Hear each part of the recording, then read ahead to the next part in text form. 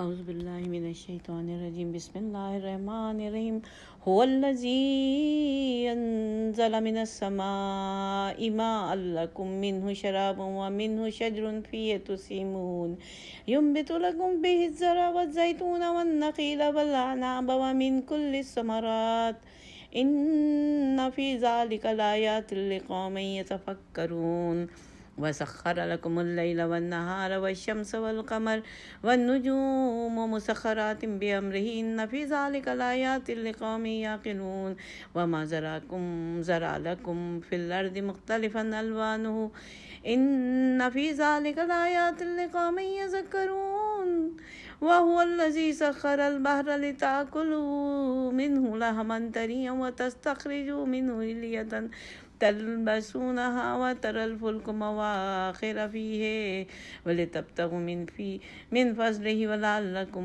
تشكرون وألقى في الأرض رواسي أن تميد بكم وأنهارا وسبلا لعلكم تهتدون وعلامات وبالنجم هم يهتدون فمن يخلق كمن لا يخلق أفلا تذكرون وإن تعدوا نعمة الله لا تحصوها إن الله لغفور رحيم والله يعلم ما تسرون وما تعلنون والذين يدعون من دون الله لا يخلقون شيئا وهم يخلقون أموات غير أحياء وما يشعرون أيان يبعثون إلهكم إله واحد فالذين لا يؤمنون بالآخرة قلوبهم منكرة وهم مستكبرون لا جرم أن الله يعلم ما يسرون وما يعلنون إنه لا يحب المستكبرين وإذا قيل لهم ماذا أنزل ربكم قالوا أساطير الأولين ليحملوا أوزارهم كاملة يوم القيامة ومن أوزار الذين يضلونهم بغير علم ألا ساء ما يزرون۔ میں نے آپ کے سامنے ابھی جو ہے قرآن سورہ نحل کا دوسرا اور تیسرا رکوع تلاوت کیا، اور اس سے پہلے میں آپ کے سامنے پہلا رکوع پہ ایک پروگرام کر چکی ہوں، اور اس میں ایک غلطی ہو گئی تھی کہ میں نے کہا کہ 8 آیات ہیں پہلے رکوع میں، وہ مجھ سے پتہ نہیں کیسے غلطی ہو گئی، 9 آیات ہیں، تو آپ اس کو تصحیح کر لیجیے گا۔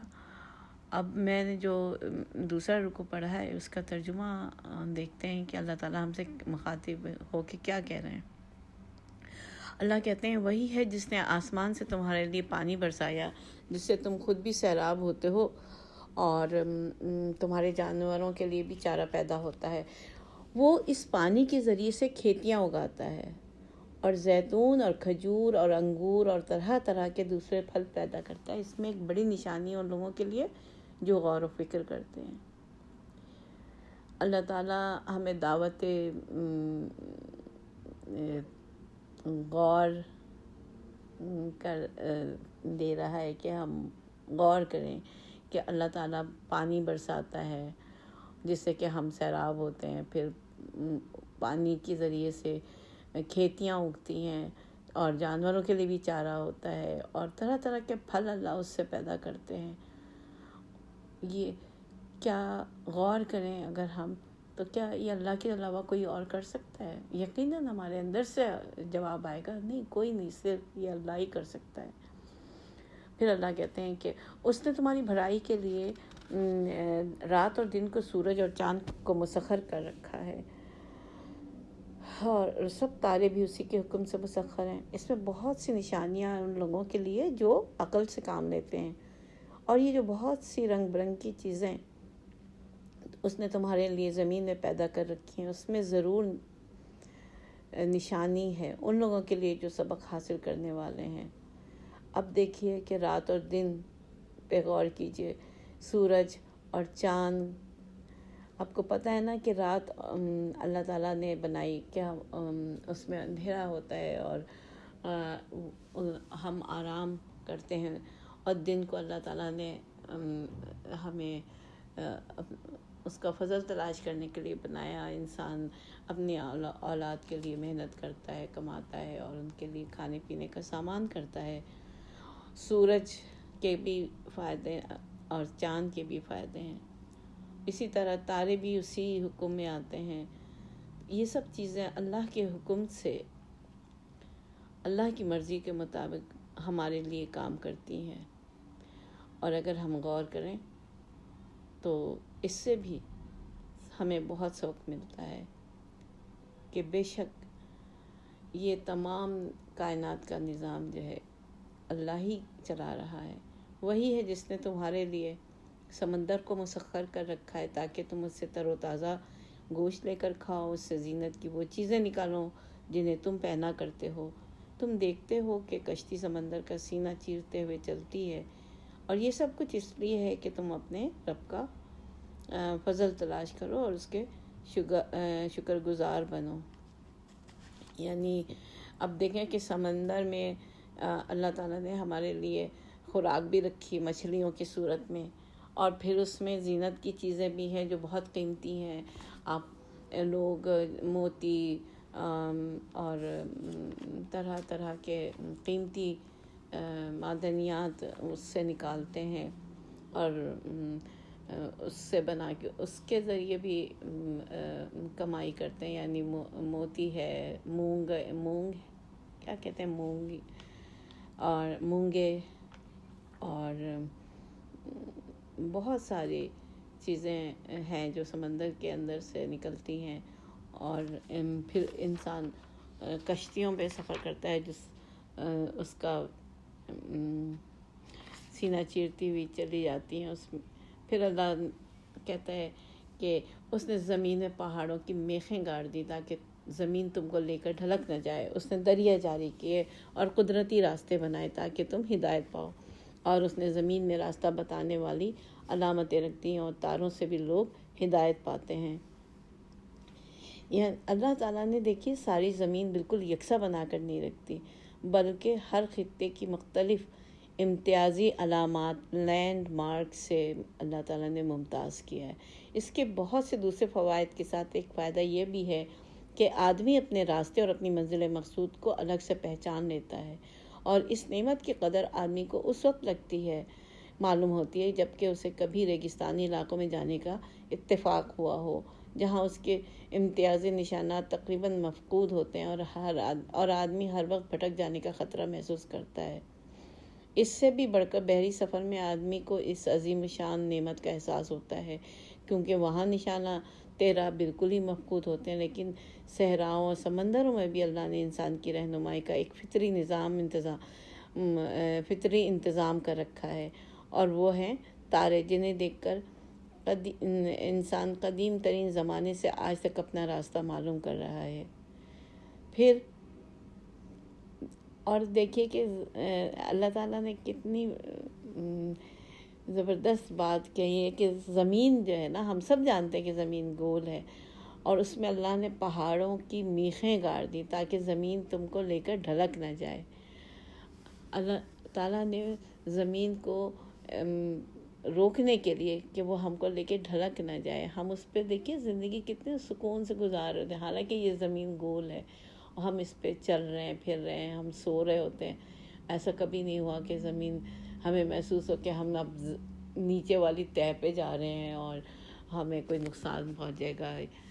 ایسا نہیں ہے. اللہ تعالیٰ نے کیسے انتظام کیے ہیں واقعی میں، اور اگر آپ اس کے اوپر غور کریں تو اتنا حیرت ہوتی ہے کہ دیکھیں کہ اللہ تعالیٰ پہاڑوں میں ہمارے لیے راستے بناتے ہیں، میدانوں میں نشانات راہ کھڑا کرتے ہیں، اور صحراؤں سمندروں میں صحیح سمت بتانے کے لیے کہ کہاں پہ ہم ہیں. آسمانوں پر ستارے روشن کیے ہیں، اس سے لوگ راستے تلاش کر لیتے ہیں. پھر کس طرح سے ہم یہ سوچ سکتے ہیں کہ اللہ تعالیٰ نے ہماری اخلاقی فلاح کے لیے کوئی راستہ نہیں بتایا ہوگا، اور اس راستے کو نمایاں کرنے کے لیے کوئی نشان نہیں کھڑا کیا ہوگا، اور اسے صاف صاف دکھانے کے لیے کوئی سراج منیر روشن نہیں کیا ہوگا. پھر کیا وہ جو پیدا کرتا ہے اور جو کچھ پیدا نہیں کرتے دونوں یکساں ہیں؟ کیا تم غور نہیں کرتے اس بات پہ؟ اور اگر تم اللہ کی نعمتوں کو گننا چاہو تو گن نہیں سکتے۔ حقیقت یہ ہے کہ وہ بڑا ہی درگزر کرنے والا اور رحیم ہے، حالانکہ وہ تمہارے کھلے سے بھی واقف ہے اور چھپے سے بھی۔ یعنی پھر اللہ تعالیٰ ہمیں بہت اچھی طرح جانتا ہے، وہ سمیع و بصیر ہے، اور وہ تو بہت اس نے ہمیں بنایا ہے، اور جو کوئی چیز تخلیق کرتا ہے وہ اس کی باریکیوں سے واقف ہوتا ہے۔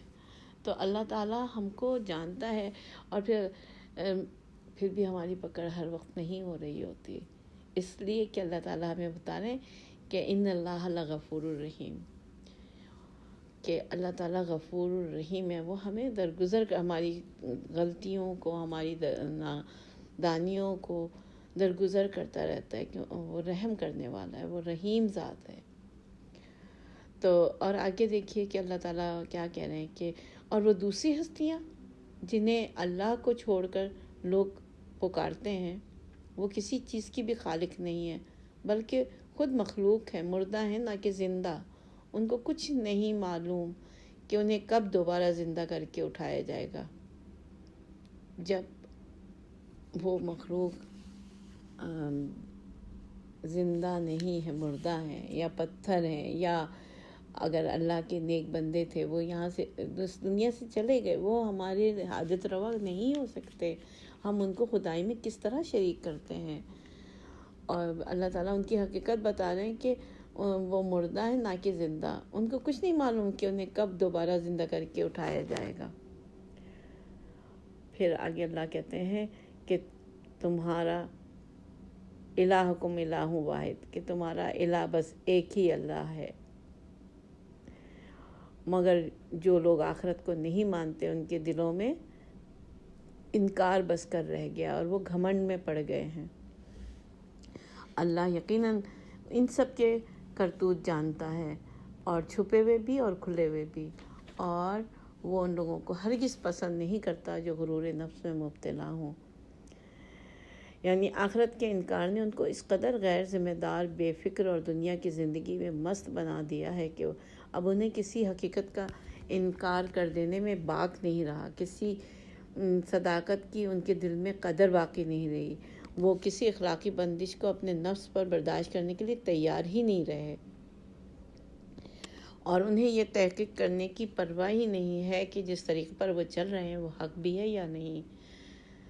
اور جب کوئی ان سے پوچھتا ہے کہ تمہارے رب نے یہ کیا چیز نازل کی ہے، تو وہ کہتے ہیں اجی یہ تو اگلے وقتوں کی فرسودہ کہانیاں ہیں۔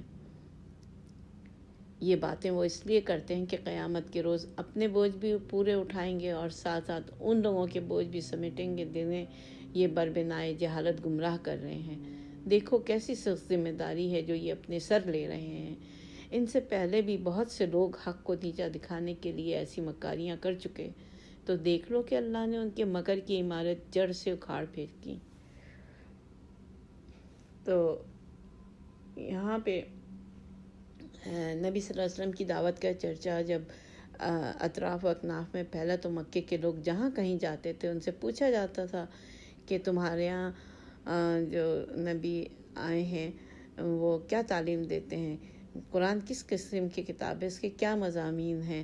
تو اس طرح کے سوالات کا جواب کفار مکہ ہمیشہ ایسے ہی الفاظ سے دیتے تھے جن سے سائل کے دل میں نبی صلی اللہ علیہ وسلم اور آپ کی لائی ہوئی کتاب کے متعلق کوئی نہ کوئی شک بیٹھ جائے، یا کم از کم اس کو آپ سے اور آپ کی نبوت کے معاملے سے کوئی دلچسپی باقی نہ رہے۔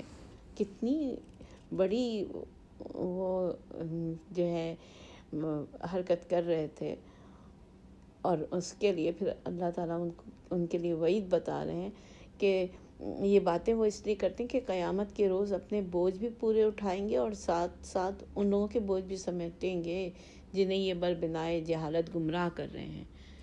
کیونکہ اگر وہ تو نہیں ایمان لا رہے، اور لوگ اگر ان سے سوال کرتے ہیں تو وہ ان کو بھی اس طرح کی باتیں کرتے ہیں کہ وہ اس راہ پر نہ آئیں اور حضور اکرم صلی اللہ علیہ وسلم کی دعوت کی طرف ان کی توجہ ہٹ جائے. تو اس کی بوجھ بھی ان کو اللہ تعالیٰ کے ہاں اس کا جواب دینا. ایک تو وہ اپنا بھی صحیح راستہ نہیں اختیار کر رہے اور وہ دوسروں کے بھی صحیح سیدھے راستے پر آنے سے روکنے میں رکاوٹ بنے ہوئے ہیں نا.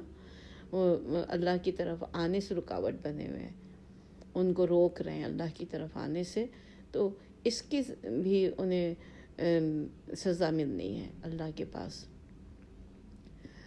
اس سے پہلے بھی بہت سے لوگ حق کو نیچا دکھانے کے لیے ایسی مکاریاں کر چکے. تو دیکھ لو اللہ نے ان کی عمارت جڑ سے اکھاڑ پھینکی اور اس کی چھت اوپر سے ان کے سر پر آ رہی اور ایسے رخ سے ان پر عذاب آیا جدھر سے اس کے آنے کا ان کو گمان تک نہ تھا. پھر قیامت کے روز اللہ انہیں ذلیل و خوار کرے گا اور ان سے کہے گا بتاؤ اب کہاں ہے میرے وہ شریک جن کے لیے تم اہل حق سے جھگڑا کیا کرتے تھے. جن لوگوں کو دنیا میں علم حاصل تھا وہ کہیں گے آج رسوائی اور بدبختی ہے کافروں کے لیے. ہاں انہی کافروں کے لیے جو اپنے نفس پر ظلم کرتے ہوئے جب ملائکہ کے ہاتھوں گرفتار ہوتے ہیں تو سرکشی چھوڑ کر فوراً ڈگیں ڈال دیتے ہیں اور کہتے ہیں ہم تو کوئی قصور نہیں کر رہے تھے. یعنی جب موت کے وقت ملائکہ ان کی روحیں ان کے جسم سے نکال کر اپنے قبضے میں لیتے ہیں تو وہ یہ بات کرتے ہیں. تو ملائکہ ان کو کیا جواب دیتے ہیں کہ کر کیسے نہیں رہے تھے, اللہ تمہارے کرتوتوں سے خوب واقف ہے. اب جاؤ جہنم کے دروازوں میں داخل ہو جاؤ اور وہیں تم کو ہمیشہ رہنا ہے. بس حقیقت یہ ہے کہ بڑا ہی برا ٹھکانہ ہے متکبروں کے لیے.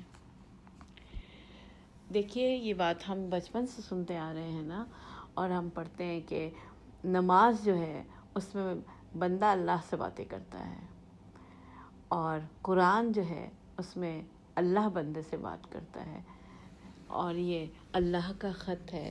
تو میں آپ کو ترجمے سناؤں گی جتنا بھی میں کور کر سکی سورہ نحل کا. اب میں تیسرے رکوع پہ ہوں. دوسری طرف جب خدا ترس لوگوں سے پوچھا جاتا ہے کہ یہ کیا چیز ہے جو تمہارے رب کی طرف سے نازل ہوئی ہے تو وہ جواب دیتے ہیں کہ بہترین چیز اتری ہے. اس طرح کے نیکوکاروں کے لیے اس دنیا میں بھی بھلائی ہے اور آخرت کا گھر تو ضرور ہی ان کے حق میں بہتر ہے. بڑا اچھا گھر ہے متقیوں کا, دائمی قیام کی جنتیں ہیں جن میں وہ داخل ہوں گے, نیچے نہریں بہہ رہی ہوں گی اور سب کچھ وہاں عین ان کی خواہش کے مطابق ہوگا. یہ جزا دیتا ہے اللہ متقیوں کو, ان متقیوں کو جن کی روحیں پاکیزگی کی حالت میں جب ملائکہ قبض کرتے ہیں تو کہتے ہیں سلام ہو تم پر, جاؤ جنت میں اپنے اعمال کے بدلے. اے محمد صلی اللہ علیہ وسلم اب یہ لوگ جو انتظار کر رہے ہیں تو اس کے ثواب اور کیا باقی رہ گیا کہ ملائکہ ہی آ پہنچے یا تیرے رب کا فیصلہ صادر ہو جائے. وہ اس طرح کی ڈٹائی ان سے پہلے بہت سے لوگ کر چکے ہیں. پھر جو کچھ بھی ان کے ساتھ ہوا وہ ان پر اللہ کا ظلم نہ تھا بلکہ ان کا اپنا ظلم تھا جو انہوں نے خود اپنے اوپر کیا. ان کے کرتوتوں کی خرابیاں آخر کار ان کی دامنگیر ہو گئیں اور وہی چیز ان پر مسلط ہو کر رہی جس کا وہ مذاق اڑایا کرتے تھے. یہ مشرکین کہتے ہیں اگر اللہ چاہتا تو نہ ہم اور نہ ہمارے باپ دادا اس کے سوا کسی اور کی عبادت کرتے اور نہ اس کے حکم کے بغیر کسی چیز کو حرام ٹھہراتے. ایسے ہی بہانے ان سے پہلے کے لوگ بھی بناتے رہے. تو کیا رسولوں پر صاف صاف بات پہنچا دینے کے سوا اور بھی کوئی ذمہ داری ہے؟ ہم نے ہر امت میں ایک رسول بھیج دیا اور اس کے ذریعے سے سب کو خبردار کر دیا کہ اللہ کی بندگی کرو اور طاغوت کی بندگی سے بچو. اس کے بعد ان میں سے کسی کو اللہ نے ہدایت بخشی اور کسی پر ضلالت مسلط ہو گئی. پھر ذرا زمین میں چل پھر کر دیکھ لو جھٹلانے والوں کا کیا انجام ہو چکا ہے. اے محمد اگر صلی اللہ علیہ وسلم تم چاہے ان کی ہدایت کے لیے کتنے ہی حریص ہو مگر اللہ جس کو بھٹکا دیتا ہے پھر اسے ہدایت نہیں دیا کرتا. اور اس طرح کے لوگوں کی مدد کوئی نہیں کر سکتا۔ دیکھیں کتنی ناراضگی کی باتیں آ رہی ہیں۔ جب اللہ کا پیغام آئے آپ کے پاس اور میرے پاس، تو اس پیغام کا کیا حق ہے؟ اگر ہمارا سربراہ مملکت ہمیں کوئی خط بھیجے اور ہمیں کچھ بتائے تو ہم اس کو کتنی اہمیت دیتے ہیں، اس کو ہم پڑھتے ہیں، پھر ہم اس کو لوگوں کو دکھاتے ہیں کہ دیکھیں یہ مسٹر پریسیڈنٹ نے مجھے یہ لیٹر لکھا ہے اور انہوں نے یہ اور یہ بات کہی ہے۔ اسی طرح پرائم منسٹر اگر آپ کو کوئی خط لکھ دے تو کتنا اس کو ہم اہمیت دیتے ہیں، اس میں ساری باتوں کو بڑے غور سے پڑھتے ہیں، اور ہم بہت میٹر کرتا ہے کہ جو ہمیں لکھا گیا ہے، جو بات کی ہمیں ہدایت دی گئی ہے، ہم اس کو ٹائم پہ کر لیں۔ تو ٹائم بہت میٹر کرتا ہے۔ جب اللہ کا پیغام آیا ہے تو اسی وقت سمعنا و اطعنا کرنا ہے، سمعنا و عصینا والا اخلاق نہیں دکھانا۔ اگر ہم ایسا کریں گے، سنیں گے اور پھر اس کو قبول نہیں کریں گے، تو پھر اللہ کی سنت یہی ہے، اگر تمہیں پرواہ نہیں تو دیکھتے ہیں کب تک تم بھٹکتے ہو، اور پھر ایک وقت ایسا آتا ہے کہ پکڑ آ جاتی ہے اللہ کا عذاب سر پہ پہنچ جاتا ہے۔ تو بی کیئرفل، اللہ کی ہدایات کے لیے اس کو سنیں، اس کو اہمیت دیں، جتنی اہمیت اللہ کی ہے، جتنا رتبہ اللہ کا ہے، اس حساب سے اللہ کی بات کو اہمیت دیں اور اللہ کے بندے بن جائیں، اور اللہ تعالیٰ سے دعا کریں کہ اللہ میاں ہمیں ان لوگوں میں شامل نہ کرے کہ جو بھٹک جاتے ہیں اور ان کو پھر کوئی ہدایت نہیں ملتی۔ یہ لوگ اللہ کے نام سے کڑی کڑی قسمیں کھا کر کہتے ہیں کہ اللہ کسی مرنے والے کو پھر سے زندہ کر کے نہ اٹھائے گا کیوں نہیں؟ یہ تو ایک وعدہ ہے جسے پورا کرنا اس نے اپنے اوپر واجب کر لیا ہے، مگر اکثر لوگ نہیں جانتے ہیں۔ اور ایسا ہونا ضروری اس لیے ہے کہ اللہ ان کے سامنے اس حقیقت کو کھول دے جس کے بارے میں یہ اختلاف کر رہے ہیں، اور منکرین حق کو معلوم ہو جائے کہ وہ جھوٹے تھے۔ رہا اس کا امکان تو ہمیں کسی چیز کو وجود میں لانے کے لیے اس سے زیادہ کچھ نہیں کرنا ہوتا کہ ان تقولوا لہ کن فیکون، کہ ہم اسے حکم دیں کہ ہو جا، اور بس وہ ہو جاتی ہے۔ یعنی لوگ سمجھتے ہیں کہ مرنے کے بعد انسان کو دوبارہ پیدا کرنا اور تمام اگلے پچھلے انسانوں کو بیک وقت جلا اٹھانا کوئی بڑا ہی مشکل کام ہے، حالانکہ اللہ کی قدرت کا حال یہ ہے کہ جب وہ اپنے کسی ارادے کو پورا کرنے کے لیے کسی سر و سامان، کسی سبب اور وسیلے اور کسی سازگاری احوال کا محتاج نہیں، اس کا ہر ارادہ محض اس کے حکم سے پورا ہوتا ہے، اور اس کا حکم ہی سر و سامان وجود میں لاتا ہے، اس کے حکم ہی سے اسباب و وسائل پیدا ہو جاتے ہیں، اس کے حکم سے ہی اس کی مراد کے مطابق جو ہے احوال اللہ تیار کر لیتے ہیں۔ اور اس وقت جو دنیا موجود ہے یہ بھی مجرد حکم سے وجود میں آئی ہے، اور دوسری دنیا بھی آنن فانن صرف ایک حکم سے ظہور میں آ سکتی ہے۔ تو پھر آگے اللہ کہتے ہیں کہ جو لوگ ظلم سہنے کے بعد اللہ کی خاطر ہجرت کر گئے ان کو ہم دنیا ہی میں اچھا ٹھکانہ دیں گے، اور آخرت کا اجر تو بہت بڑا ہے۔ کاش جان لے وہ مظلوم جنہوں نے صبر کیا اور جو اپنے رب کے بھروسے پر کام کر رہے ہیں، کہ کیسا اچھا انجام ان کا منتظر ہے۔ اے محمد صلی اللہ علیہ وسلم، ہم نے تم سے پہلے بھی جب کبھی رسول بھیجے ہیں آدمی ہی بھیجے ہیں، انسان ہی بھیجے ہیں اللہ نے، جس کی طرف ہم اپنے پیغامات وحی کیا کرتے تھے۔ اہل ذکر سے پوچھ لو اگر تم لوگ خود نہیں جانتے، پچھلے رسولوں کو بھی ہم نے روشن نشانیاں اور کتابیں دے کر بھیجا تھا، اور اب یہ ذکر تم پر نازل کیا ہے تاکہ تم لوگوں کے سامنے اس تعلیم کی تشریح و توضیح کرتے جاؤ جو ان کے لیے اتاری گئی ہے، اور تاکہ لوگ خود بھی غور و فکر کریں۔ اور پھر کیا یہ لوگ جو دعوت پیغمبر کی مخالفت میں بد سے بدتر چالیں چل رہے ہیں، اس بات سے بالکل ہی بے خوف ہو گئے کہ اللہ نے ان کو زمین میں دھسا دیا اور یا ایسے گوشے سے ان پر عذاب لے آئے.